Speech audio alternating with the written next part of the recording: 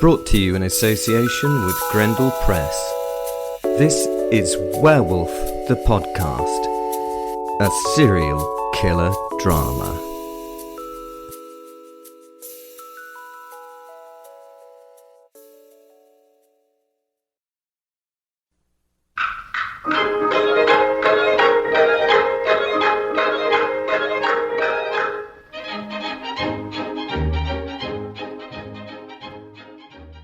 This is a constant question from folk. Is there a spell that you can use to become a werewolf? I must get asked it at least 3 or 4 times a week. I've even been offered a large amount of cash to change people. Hey, I get it. Being a werewolf is the best thing ever. The answer is, I don't really know. I know how the original werewolves were made. Well, I know how my tribe was created, but I really do not know how to recreate that situation. The more I listen to you guys, the more I believe that there is more than one tribe of werewolves out there. Never mind these, dogmen things. What the fuck are those? Who the fuck's that guy? Oh, if you can, buy me a coffee. You can do that by following the support the show link in the descriptor. I appreciate good coffee. Mine is a flat white in particular. Thanks to those who show their appreciation. To those who don't, ah well. The werewolves were created hundreds, maybe a couple of thousand years ago. We're not really sure. It was done in a huge, let us say, shamanistic rite in the Ural Mountains in a megalith that had been built just for an occasion like this. I like this word megalith. It sounds like it should be a really technological thing. Well, to be honest, they were the ultimate technology at the time. This one was a phone line to the gods. See, we've not got that technology yet, except with the right drugs, maybe, Fen does not remember much about the time, but the sky had been blackened for several months. The sun was not seen in the day, and the cold was of a very different level than the mountains typically gave. Looking back on the descriptor, we may be able to link this time to a massive volcanic event that happened in Yellowstone, America, where enough ash, dust and rock were thrown into the sky that the sun was blotted out for several months. This would have been an unprecedented event that would have been, massive on the consequences on the world's climate for a short period, maybe not so short. With plants not growing, then things that relied on those plants would starve. The things that relied on those things that starved would starve. Obviously, the people of the day had no idea what was happening on the other side of the world. All they knew was that the sun was gone and the feed for the reindeer was gone. The lichen and available bark had been eaten, and now not only had many deer not reproduced, but they'd also starved or even frozen to death in the night. Do you know how cold it must be for a herd of reindeer to freeze to death? Yeah, you're right. Really fucking cold. The people were absolutely at the end. Death was around the corner for the entire tribe of humans. I mean, it was all over. Do you get it? It was the end. Proper. They turned to their religion, which was, let us say, shamanistic. Their faith was based on nature and the spirits of all that surrounded them. You know, that pagan shite that does not make sense to you Abrahamic religionist folks. It was led by a, shall we say, high priest. He, shall we say, decided to communicate with the spirit world and, shall we say, ask what could be done. Things were grim for both the wolf pack and the human pack. The litters of pups that year had been lost as the females had ran dry due to starvation. No milk, no puppies. The wolves had also suffered as their natural prey species had been hit hard. Their populations had crashed. It was looking a bit shite for both of our teams. Something had to be done, or wolves and people would be lost. Come on, Team Wolf. Come on, Team People. They were enemies most of the time, but sometimes you must join with your enemies to survive. The humans had caught one of the wolves the day before, and it had been ready for tonight's meal. The shaman decided that they would make the rite of the mushroom. It sounds cooler in their ancient language, I'm sure, but this is what it translates to: the ritual of the mushroom. You can see where we're going here, can you? Can you? The rite of the bloody mushroom. Fly agarics are found in most North European pine forests. You probably would recognise these mushrooms. They are the mushrooms that we see the fairies and the gnomes live in and dance around. You know, the red ones with the little white spots. Why are there fairy tale creatures around these particular mushrooms? Have you ever thought about that? Well, probably not until now. Or maybe you have. Hey, what do I know? Fly agarics are really powerful hallucinogenic mushrooms. Now we have ideas of how hallucinogenics work, that the brain is stimulated by chemicals to imagine the unreal. Our brain is supposed to imagine the things we see on the trip per se. Now, that is a bit strange, because if we look at what people see when they do the different hallucinogens, they tend to imagine very similar things when they do the same hallucinogenic drug. When you do ayahuasca, you see the jungle spirits, the panthers and the creatures that we find there. Maybe this is due to the way that you're led by the shamans who run the show. Maybe they sort of put a spin on it so you see their tradition. Or perhaps they tap into a specific part of nature. That drug from that place brings you into a spiritual world in which those spirits are found. If you believe in that spiritual thing, well, I do, because I've got a wolf soul that I live with, so I can honestly say I might believe in that shit. Dimethyltryptamine, DMT, gives you a spiritual journey into yourself. I know. What the fuck does that mean? The best way to learn about it is to do it. When you do DMT, you go into another deep, geometric world where the spirits are your thoughts. You enter your deeper self, and your world is torn apart and rebuilt by you. It changed me massively. I realised I was a psychotic monster, and that being a psychotic monster is actually okay. Well, on Fly agarics, you get the spirits of the North Woodlands. You commune with the souls of the beasts and the plants that live there. The fairy realm, spelt with an E, is open to you. Fucking pixies and shit. Is it possible that these hallucinogens allow you now to interact with other realms?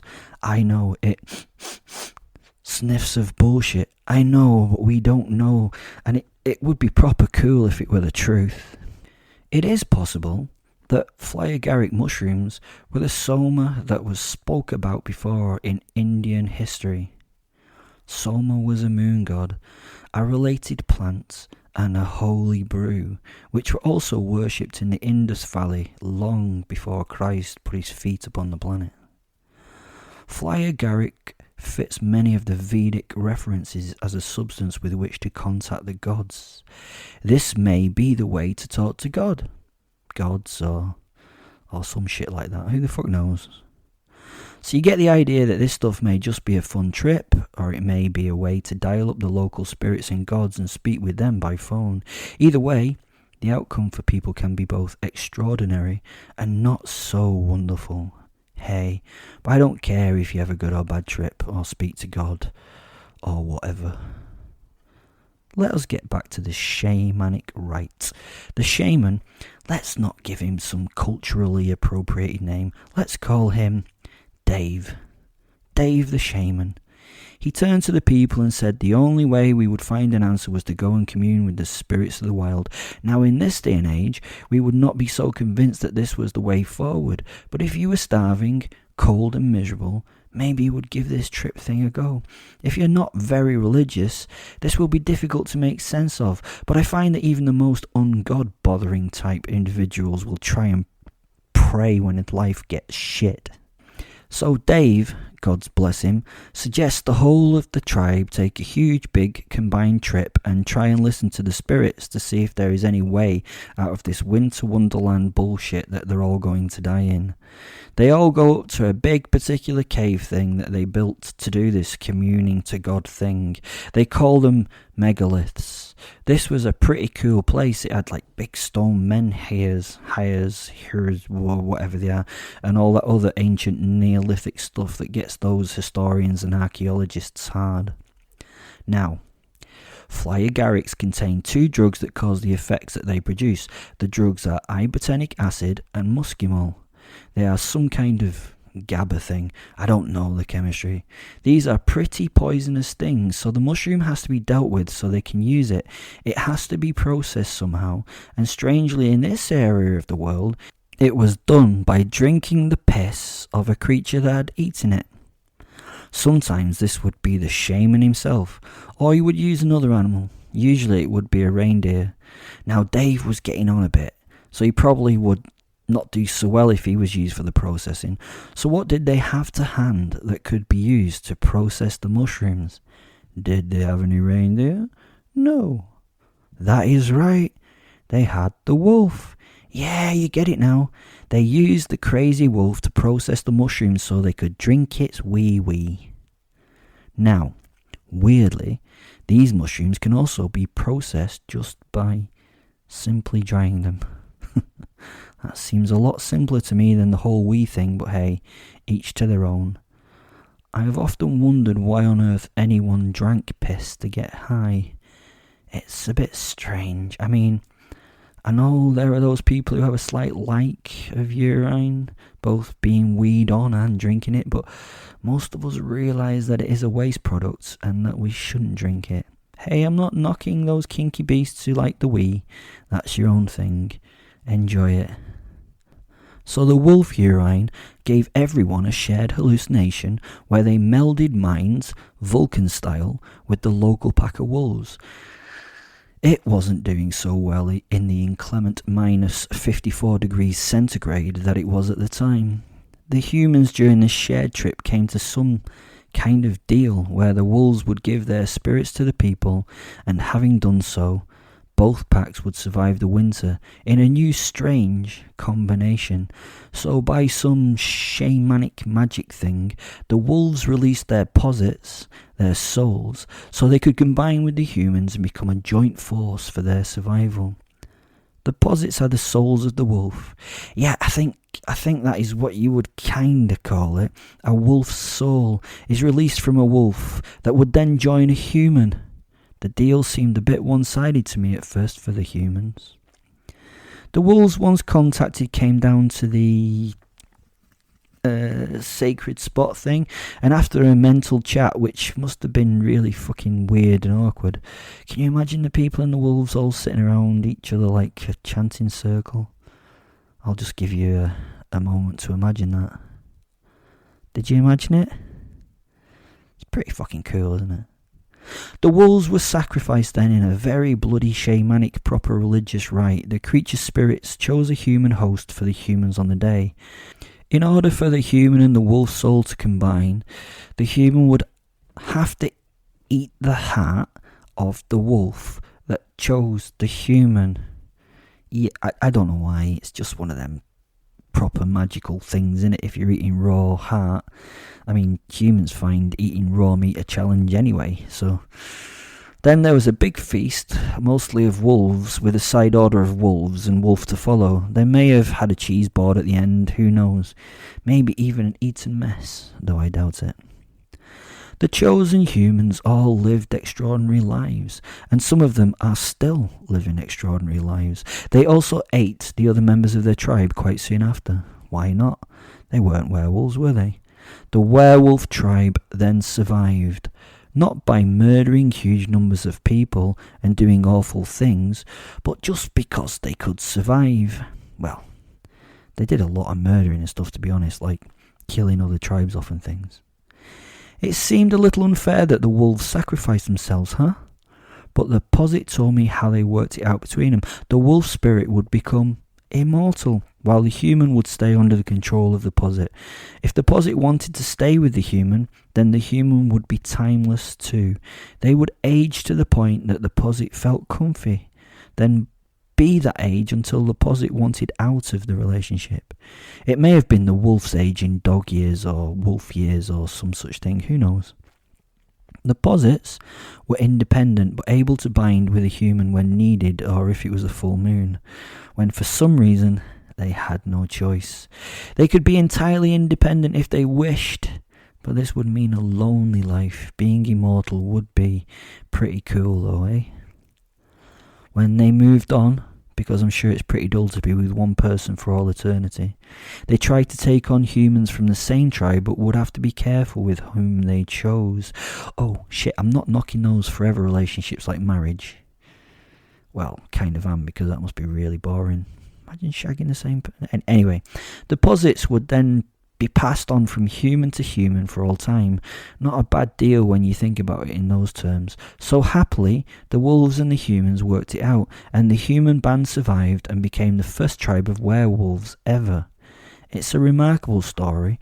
I don't know how true it is, but it sounds like it could have happened. Maybe it could be science, it could be magic, it could be bollocks, I'm not sure. The posits could always move on and find a fresh person that had some relation to the first members of that tribe when they wanted to. I suppose we would talk about something related to them finding the DNA of their ancestors these days. Something like that. The posit would also find the best human mind to match their own. This would mean that the relationship would be more likely to be successful. Once bound to a human, the posit could leave them if they wanted, so they would often bounce around from person to person until they found a particular individual they liked, and someone who could mentally deal with the idea that they'd just been linked with a spirit wolf. As you can probably guess, not many people can deal with that. Most people think that they've got, a psychotic episode or something. Once the posit left the human would start to age again. I know, it's magic. I don't get it either. So what I'm trying to put across here, well, I've heard that lots of people want to be werewolves. I get it. Your lives are tough, and being a wolf beast would improve that. It would, to be honest. In fact, I think it would enhance anyone's life that links with a posit of one of those wolves from the past. This is where I tell you that if you want to be a werewolf, it isn't done by magic these days. I'm not sure if more magic can be done to make more werewolves or not. Maybe there are more of those out there. I wouldn't be surprised to hear it myself. I can only speak from my own experience. There are only 74 werewolf souls from the original tribe. Most of them are linked to humans already, so it is doubtful that you'll find a free one to join you. Also, they tend to stay within their original region and are primarily found in Surgut City in Russia. Being away from the homeland makes me a rarity in the werewolf world.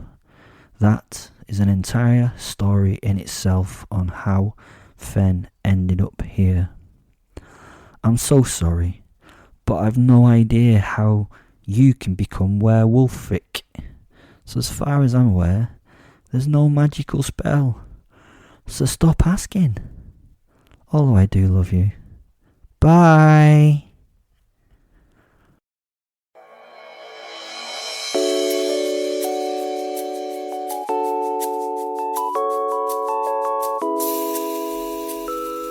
Brought to you in association with Grendel Press. This is Werewolf the Podcast, a serial killer drama.